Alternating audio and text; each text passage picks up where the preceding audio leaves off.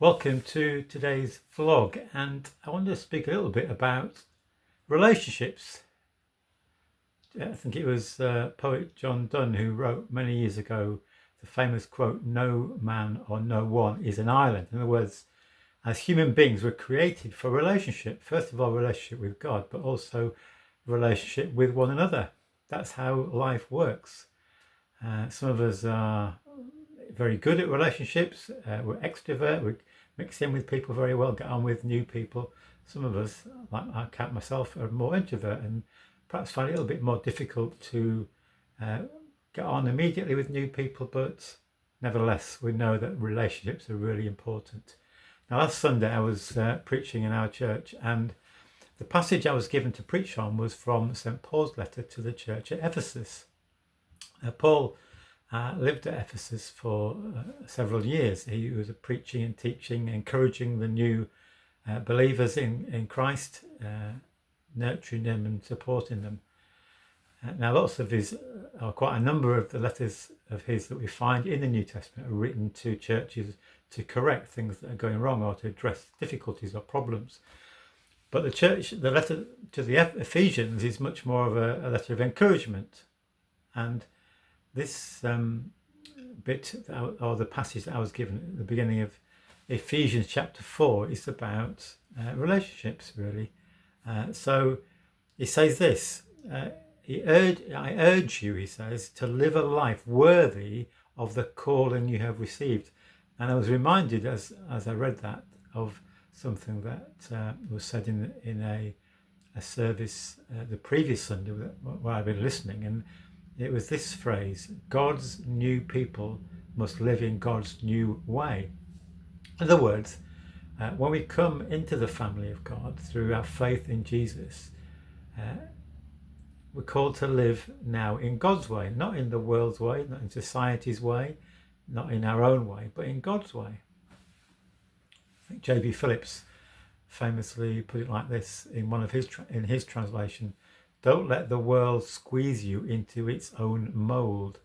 In other words, we're no longer to live to please the world, live by society's values. We live in God's way. And Paul carries on by saying this: be completely humble and gentle, be patient, bearing with one another in love. So we kind of thought about that. And on humility, there was a quote from C.S. Lewis. He said, humility is not thinking less of yourself, it's thinking of yourself less. And that's a thought worth considering, isn't it? Not thinking less of yourself, but thinking of yourself less. Humility, gentleness. And then be patient, bearing with one another in love. And so we're kind of teasing out about relationships within the life of the church, how we bear with each other. It reminds us that, and I remember when I was in active ministry and speaking to a couple who were coming to be married, and thinking with them about their future relationship, I reminded them that even though they were maybe in their full flush of falling in love and they thought each other were perfect, the person you're marrying is not perfect. He or she's going to do things which upset you, which anger you maybe. But it's about recognizing that none of us are perfect. There are always going to be people who wind us up, get things wrong. But how do we respond to that? How do we, as Paul says, bear with one another in love?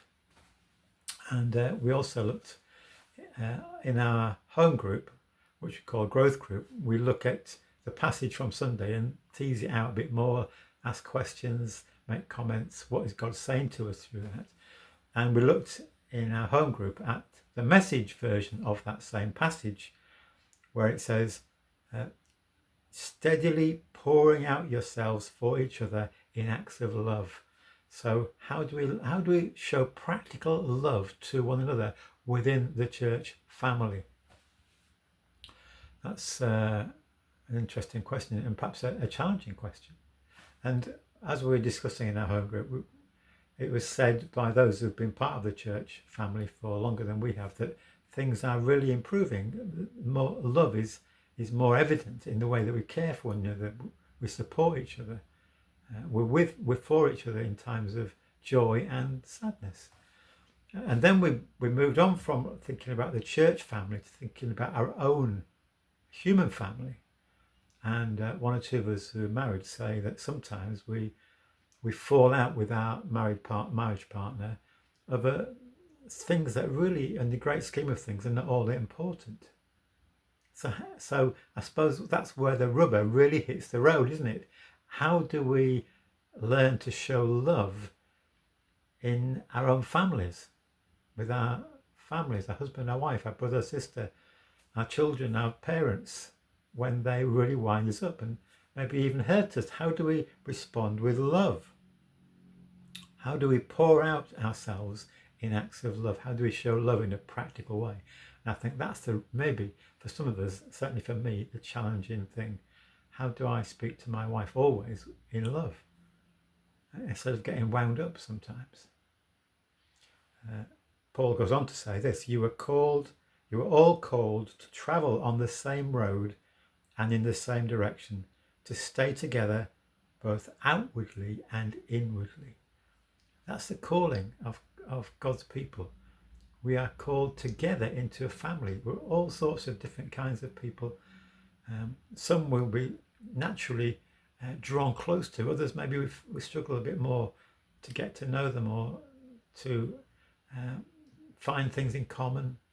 Don't get on quite so well with them, but how do we nevertheless show love? How do I show love to my wife? How do I guard against unkind words coming out of my mouth? How do I guard against getting wound up or saying or doing something I might regret?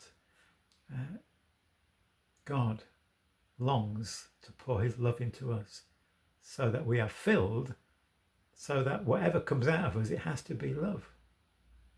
And there's a challenge.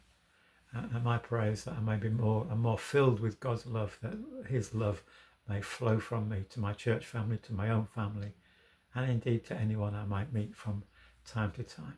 So that's just a thought for the day. And if you want to read that passage in whatever translation you like, it's Ephesians chapter 4, verses 1 to 6. I encourage you just to read through that and ask God to speak to you too. So God bless you. Thank you so much for listening today.